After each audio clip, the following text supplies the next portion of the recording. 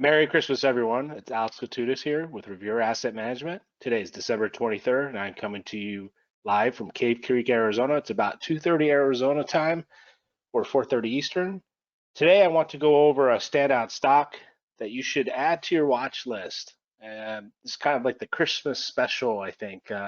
Maybe moving into January, we can continue this strong week we've had, and it's not just a bounce from lows from a rough couple weeks we had in mid-December.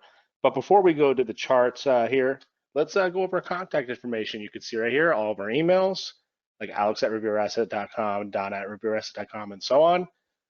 Or you can call us at 855-REAL-WEALTH, 855-732-5932. Okay, let's get right to it. Charts, you can see here the S&P 500 held that 450 area or 4,500 on the S&P 500. Let's go right to the S&Ps. You can see this 4,500 area may be that intermediate term support, and there's a big trend line here. From you could draw your own trend line from November of last year. Imagine a straight line supporting these lows all the way up. So we're still intact. The intermediate term trend is still up. So short term wise, it was a little hard, and that's why we had things cautioned, and we were definitely raised a lot of cash to protect ourselves and not doing too much damage to our portfolios. So while we're here for the bonus stock, right? And when the market starts to rally like this, you'll see the best stocks really come back or break out. And I think that this Tesla definitely should be added to your watch list, not just based on the chart, but the fundamentals are obviously there. We all know what they do. We know the story, so I don't want to waste your time. And this should be definitely on your radar. We do own this in-house, and I do own it in my tracking portfolio. So it's something that you guys should pay attention to. And if you don't own it, that's okay.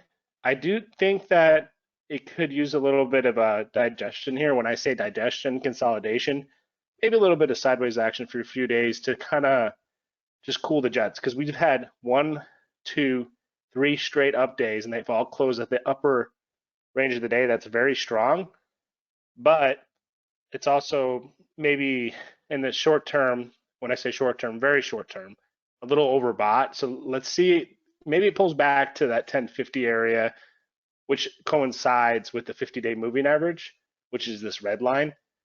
If it gets back into that area and you don't own a position, maybe you could start one. Again, I just want to reiterate that this is educational. This is just technical, what I see, what I would do.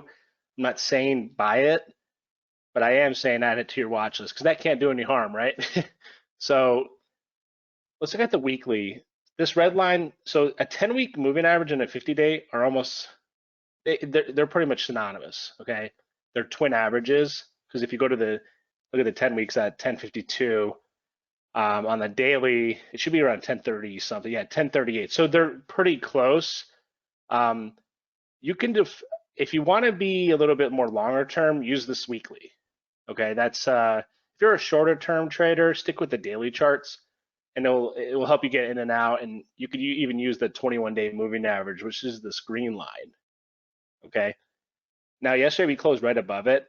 That was another good sign. And this $1,000 level, we held at the close yesterday, and it held it again. It tested it this morning, and that's when here in house we started to, when it came off that 1,000 Livermore area, we started to buy. We put a position on. So, and then it worked out. I mean, let's go to the intraday. You can see all day. I mean, this morning, which is what am I doing here? Right here. Okay. It just trended up all day, just continuous buying. It didn't really sell off at all, and it just held. So that's a very good sign, excuse me. And yeah, this is the Christmas bonus stock, as Tesla is the pick. Another thing I want to note, if you have MarketSmith and you pull up I use this a lot, the owners and funds. I didn't even realize this, but American Century, this fund has a 6.3% position. Now, that doesn't sound like a lot, but for company that's managing billions of dollars, a fund that has $1 billion under management, that's a large position. So they're pretty, they have a lot of conviction, and if they're doing that, and they must think it's going to go higher. So I'm going to follow the smart money. Right here on MarketSmith as well.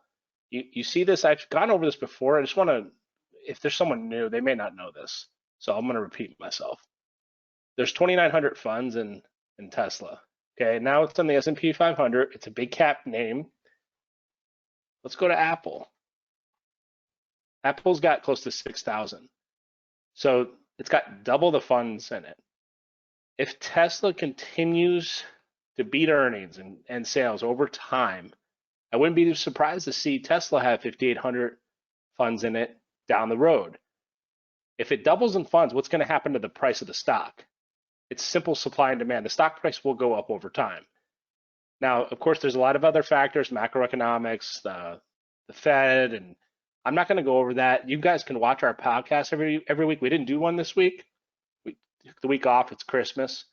But Dan went over last week some pretty interesting points on the Fed and the global economy, what's going on with China. Check that out. It was a really good podcast. And Tim, I think, is going to be coming back for our next podcast. And he always brings up some really good points. Obviously, Hunter and Don do too. And yeah, moving forward, hopefully 2022 will be a little bit smoother for the growth stock traders. It's been a little bit of a rough year, to say the least.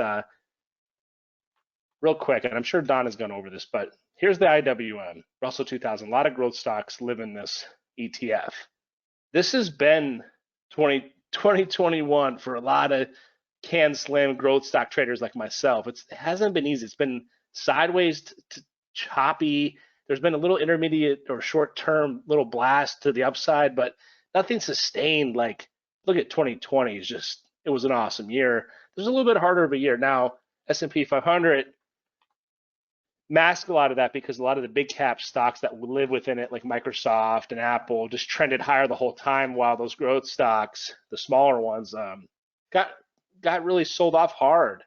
And the most speculative ETF is ARK, and that really, if you're in those stocks, this kind of sums up the year. You're down on the year, so that it hasn't been easy, but maybe this Santa Claus rally, like I said, sticks, and this bonus stock Tesla leads the way, because I like the look of this on the weekly, the stage 3 base here. 1, 2, 3. Okay, it's kind of stair stepping its way up. Now, if it gets back above those highs, the measured move could be another 20%. You guys can do the math on 1,200. A 20% move is about $240 from 1,200. So, what are you looking at there? About 1,500 price maybe for a measured move. I mean, 21% here on this measured move, 38%. So just going by the averages and what stocks typically do when they break out of bases. That's all I have for you today. Again, have a really Merry Christmas. Add this stock to your watch list. Definitely keep an eye on it. Focus up on this one. It's a leading name. It's big cap. It's liquid.